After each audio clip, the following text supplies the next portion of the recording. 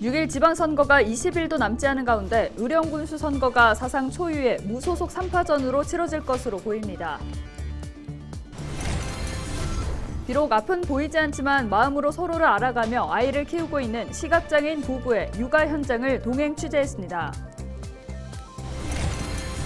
문재인 전 대통령 사저인 양산 평산마을에서의 야간 집회가 중단됐습니다. 하지만 낮 시간대 집회는 이어질 것으로 예상됩니다.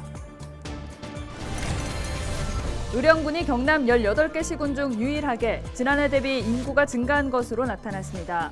10년 전 인구 3만 명 선이 무너진 후 처음입니다.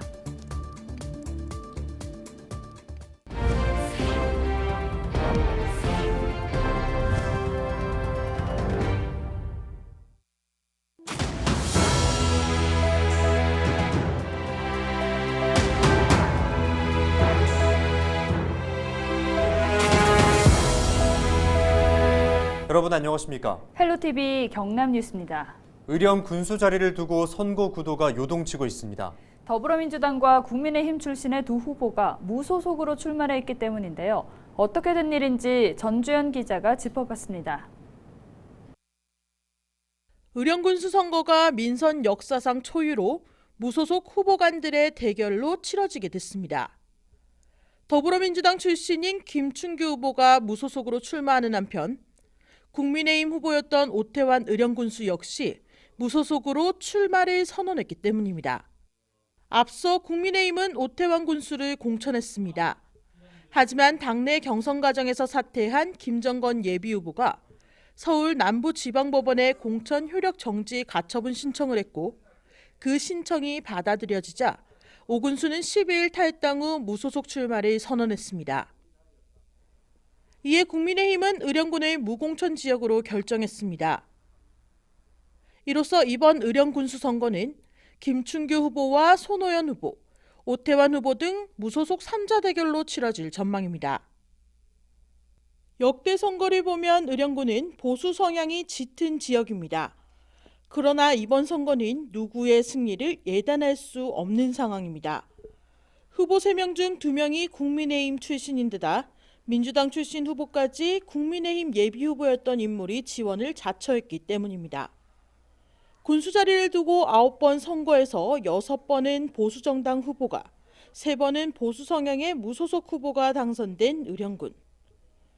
무소속 3파전이라는 사상 초유의 사태를 맞은 가운데 3명의 후보들은 본격적인 선거전에 돌입했습니다. 헬로티비 뉴스 전주현입니다. 앞이 보이지 않지만 누구보다 열심히 아이를 키워내고 있는 시각장애인 부부가 있습니다.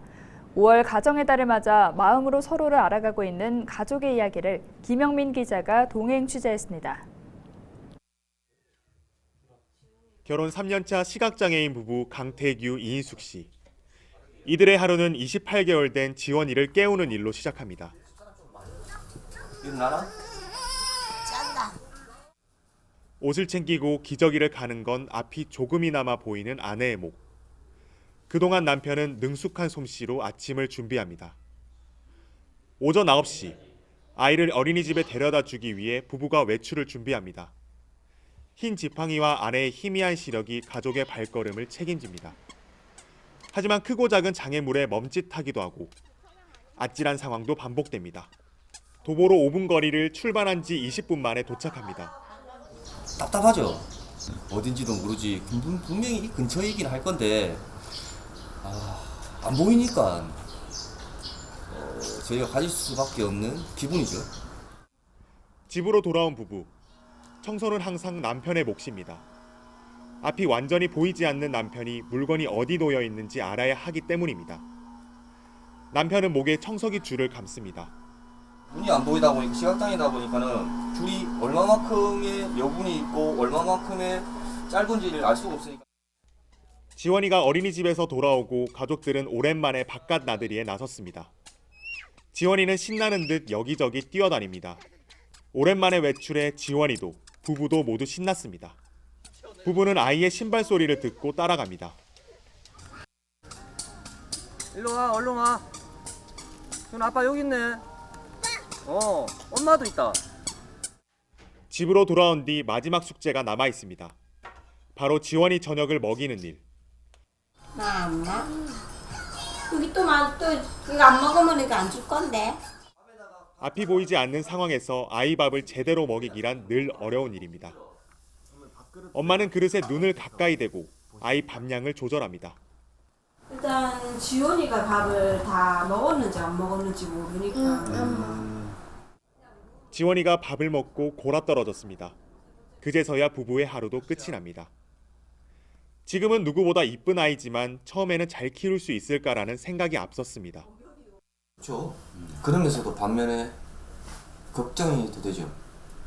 왜냐면 아빠와 엄마와 시각장애니까 이제 눈이 그렇게 대물림 되지 않을까. 전국에 있는 장애인은 약 264만 명. 이들은 장애인들에게 필요한 건 도움과 배려보다 편견 없는 시각이라고 말합니다. 주변에 물론 이제 시선들도 있을 건데 그 시선들을 저는 아이들한테 가르치기를 어떻게 피하지 말고 당당하게 맞서라. 아빠가 엄마가 시각장애인 걸 부끄러워하지 말라고. 그리고 아빠 엄마를 부끄러워하게 되면 자신도 부끄러워지니까 그리고 자존감을 아이들 조금 이제 키워주려고 계속 이제 제가 생각할 거고. 헬로티비 뉴스 김영민입니다.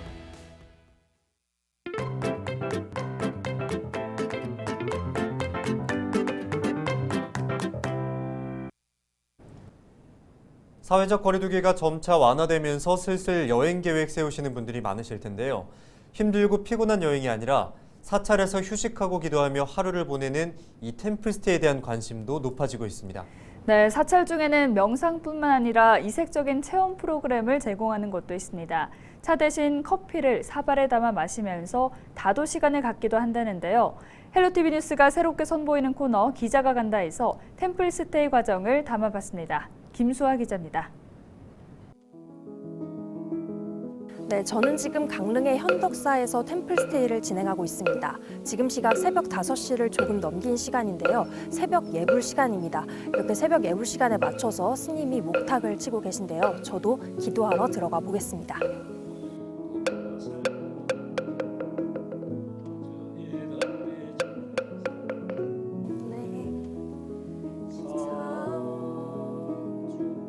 이 세상 혼자 사는 거 아닙니다.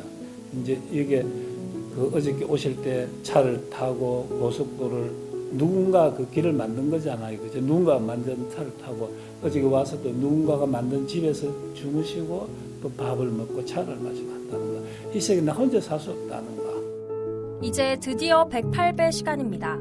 불교에선 인간의 모든 고민이나 고통이 총 108가지가 있습니다.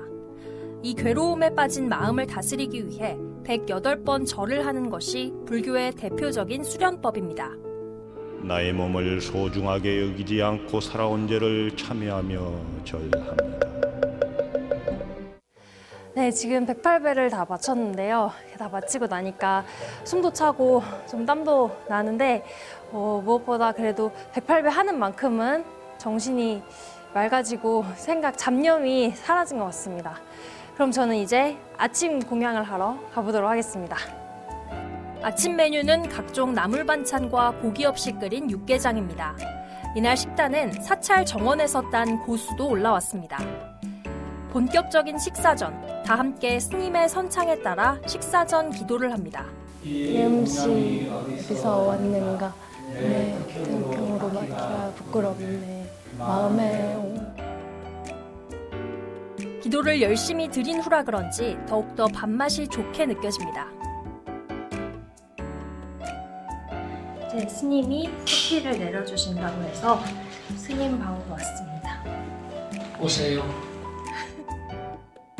스님과의 다도 시간이지만 현덕사에선 차가 아닌 커피를 마십니다. 스님이 커피콩을 직접 볶아서 내린 커피입니다. 게다가 커피를 작고 예쁜 잔이 아닌 투박한 사발에 담아 마십니다. 사발을 한 손으로 마시기는 불편하거든. 그 두 손을 이렇게 마셔야 된다는 거. 그 두 손을 마신다는 것은 곧 정성을 다해서 마신다. 모든 먹는 음식들이나 모든 것들이 다 귀하고 소중하잖아요. 약간 산미가 있는데 전혀 쓰지 않고 굉장히 부드러운 커피인 것 같아요. 너무 맛있습니다. 확실히 정성이 들어간 커피는 다르네요. 커피를 마신 후엔 스님과의 산책 시간. 사찰 앞 숲속엔 걷기 좋은 산책길이 많습니다. 각종 풀잎과 꽃을 구경하며 따먹는 재미도 있습니다. 푸릇푸릇한 숲속을 걸으며 맑은 공기를 마시면 절로 마음이 정화됩니다. 자기 의지대로 살라는 거. 누구의 뜻에 자기 삶을 살지 말고 자기 삶은 자기가 주인공이 돼가지고 자기가 운전자가 돼가지고 자기 스스로 살아가라는 거. 이외에 나만의 공예품을 만드는 시간도 있습니다. 템플스테이 체험객은 본인 것뿐만 아니라 선물할 기념품도 정성스레 만들어가곤 합니다. 휴식하면서 추억도 쌓을 수 있는 셈입니다. 현재 템플스테이를 진행 중인 사찰은 전국에 총 138개가 있습니다. 커피를 테마로 하고 있는 이 현덕사처럼 사찰들은 각기 다양한 매력을 가지고 있는데요. 템플스테이가 현대인의 지친 일상을 치유하고 동시에 색다른 경험을 제공할 것으로 기대됩니다. 지금까지 기자가 간다. 김수아였습니다.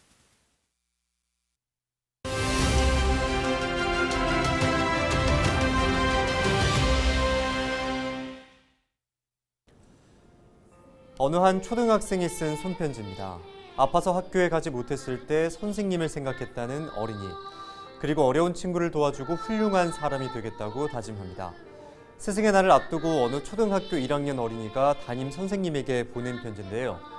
제자와 스승이 만난 기간은 불과 3개월 남짓. 이 한 장의 손편지를 받는 선생님의 표정이 얼마나 흐뭇할지 상상이 가는데요. 우리나라 스승의 날은 5월 15일인데요. 다른 나라의 경우는 어떨까요? 먼저 미국은 5월 둘째 주, 중국은 9월 10일, 스페인은 11월 27일, 베트남은 11월 20일 등 각 국가에서도 특정한 날을 이 스승의 날로 정하고 이를 기념하고 있습니다. 스승은 제자를 사랑과 신뢰로 보살피고 제자는 스승의 은혜를 잊지 않고 존경하는 마음을 표시하는 문화는 전 세계 공통인 것 같습니다. 지금까지 데일리 브리핑이었습니다.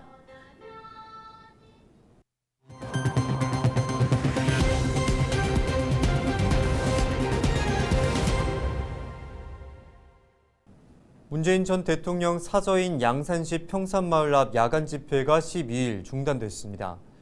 경찰은 밤낮으로 울리는 소음 때문에 못 살겠다는 마을 주민들의 민원이 잇따르면서 집회 단체에 야간에는 확성기와 스피커 사용을 자제해달라고 당부해 일단 중단했습니다. 한편 이 단체는 다음 달 초까지 문 전 대통령 사저 앞 도로에서 집회 신고를 내놓으면서 낮에는 확성기 집회가 이어질 것으로 예상됩니다. 의령군이 경남 18개 시군 중 유일하게 지난해 대비 인구가 증가했습니다.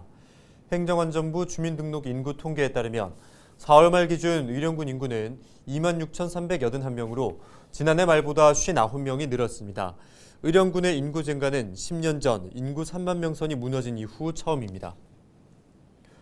네, LG텔레비전 경남 가야방송은 국민의힘 박완수 경남도지사 후보에게 우리 동네 희망 공약을 전달했습니다. 13일 헬로TV 경남뉴스의 선거 레이더에 참석한 국민의힘 박완수 후보는 전달받은 희망 공약을 살펴 공약사항에 반영될 수 있도록 논의하겠다고 밝혔습니다. LG텔레비전은 6일 지방선거 자치단체장 후보들에게 지역민이 바라는 우리 동네 희망 공약을 전달하고 있습니다. 양산의 대표 역사 인물인 양산 이씨 삼장수 생가터에서 조선시대 옛 문서가 대거 발견됐습니다. 양산시립박물관은 양산 이씨 종손 이근수 씨가 이달 초 삼장수 생가터를 정리하면서 별도 보관하던 나무 괴짝에서 고문서를 찾았다고 밝혔습니다. 파악된 고문서는 양산 이씨 가첩과 조선 중기 상서문, 호적문서와 서간문 등 모두 127점입니다. 특히 문서류는 지금까지 공개된 적이 없는 것으로 당시 지역사회를 파악할 수 있는 사료적 가치가 큰 것으로 알려졌습니다. 양산시립박물관은 문중과 협의해 발견된 고문서를 순차적으로 일반에 공개한다는 계획입니다. 마산해양신도시가 20년 만에 시민들에게 개방됐습니다. 창원시는 마산해양신도시 유휴부지를 활용해 유채꽃밭과 청보리밭을 조성했으며 3.2km의 호안 산책로를 조성해 13일 개방했습니다.